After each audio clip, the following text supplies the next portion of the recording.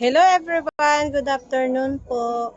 Ngayon po ay ibabahagi ko naman yung may nag-chats po sa akin. Sabi niya, si Jesus, shout out sa'yo. Sabi niya, gusto ko po malaman kung mahal ka ng babae. Yung isa naman niya tanong kung meron bang ibang siyang gusto. Medyo unahin ko muna yung mga sign na mahal ka ng babae. Kasi magkaiba po ng ano yun eh. Yung isa kasi, yung may gusto lang. Yung isa naman, kung mahal ka. Number 1, nagsiselo siya sa ibang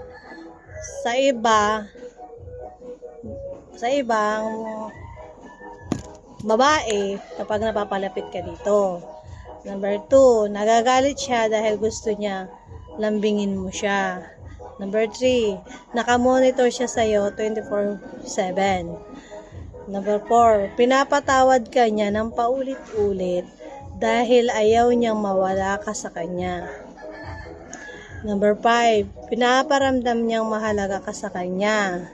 Number 6, natutuwa siyang tinititigan ka o kinikilig siya. Number 7, gusto kanyang laging nasa kanya ang atensyon mo. Number 8, sinasabi niyang mahal ka niya at namimiss ka niya.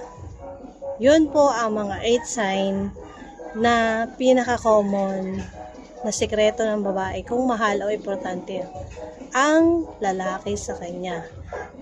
Yun lang po. Salamat.